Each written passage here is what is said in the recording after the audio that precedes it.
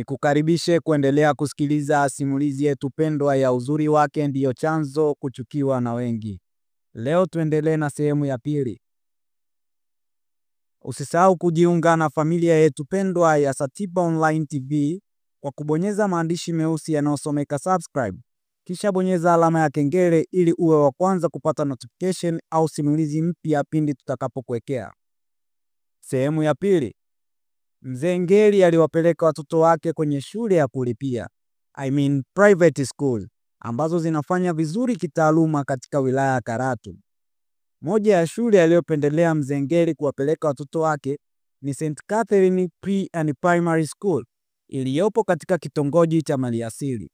Violet alifanya vizuri sana kwenye masomo yake na kuweza kufaulu kwa kiwango cha juu zaidi. Walimu walimpenda sana Violet kwani alikuwa mstaarabu, mwenye nidhamu na uwezo mzuri darasani. Violet pamoja na Kelvin walichukuliwa asubuhi na kurudishwa nyumbani kwa gari la shule. Kama wasemavyo wahenga, changamoto ni sehemu ya maisha ya mwanadamu. Basi yatupasa kukabiliana na kila hali tunayokutana nayo mbeleni au kwenye maisha yetu ya kila siku. Violet, kutokana na uzuri wake wa sura, umbo lake na akili aliyonayo, ilimfanya kuwa na maadui wengi zaidi. Tutakuja kujua baadaye chimbuko la uadui kati ya Violet na baadhi ya wanajamii wasiomwelewa Violet. Usisahau kujiunga na familia yetu pendwa ya Satiba Online TV kwa kubonyeza maandishi meusi yanayosomeka subscribe. Kisha bonyeza alama ya kengele ili uwe wa kwanza kupata notification au simulizi mpya pindi tutakapokuwekea. Violet alikuwa na rafiki yake aliyejulikana zaidi kwa jina la Upendo. Upendo alikuwa na tabia na mienendo zinazolingana na kufanana na jina lake. Violet alibarikiwa kuwa na kipaji kizuri ya kucheza mpira wa pete. Baada ya masomo, Violet alitumia muda huo wa ziada kwa ajili ya kufanya mazoezi. Siku moja shangazi yake alikuja nyumbani kwa kaka yake, baba Violet, ambaye alijulikana zaidi kwa jina la Mzee Ngeli kumsalimia. Shangazi yake Violet ni mkufunzi kutoka chuo cha ualimu Mpwapwa. Chuo kipo mkoa wa Dodoma, wilaya ya Mpwapwa. Ilikuwa ni muda mrefu sana, yapita miaka kama 4. Mzee Ngeli hawakuwa wameonana na dada yake. Siku hiyo ilikuwa ni ya furaha sana kwao.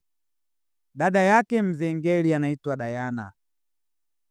Mzee Ngeli alimwambia Violet awaambie vijana wake Violet pamoja na Kelvin wamkamate yule jogoo mkubwa kwa ajili ya dada yake apate supu ya pete. Mzee Ngeli alimjua sana dada yake vizuri, kwani alikuwa anapendelea sana supu ya kuku tangu wakiwa wadogo.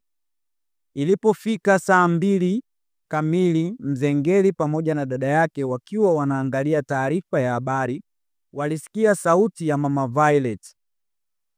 Karibuni dining room kwa ajili ya kupata dina. Aliyekuwa wa kwanza kumwitikia alikuwa ni shangazi, dada yake Mzee Ngeli aliyejulikana kwa jina la Diana, na kusema, asante shemeji, twaja, natumai chakula kitakuwa kitamu sana. Kevin na Violet walikuwa wakijisomea. Basi nao waliitwa na wakapata dina kwa pamoja. Siku hiyo iliisha vizuri. Siku iliyofuata ni Jumamosi. Hakukuwa na shule. Mzee Ngeli alipenda kwenda kuangalia mashamba yake huko Mang'ola. Hivyo aliwaaga na kuianza safari yake. Mama Violet naye alitoka na kwenda kwenye biashara yake. Mama Violet alikuwa na duka kubwa la jumla pale Karatu mjini. Hivyo nyumbani alibaki shangazi, Kelvin pamoja na Violet.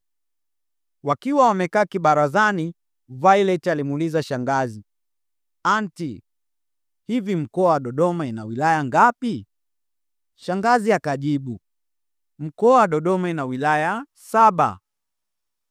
Violet: asante sana auntie.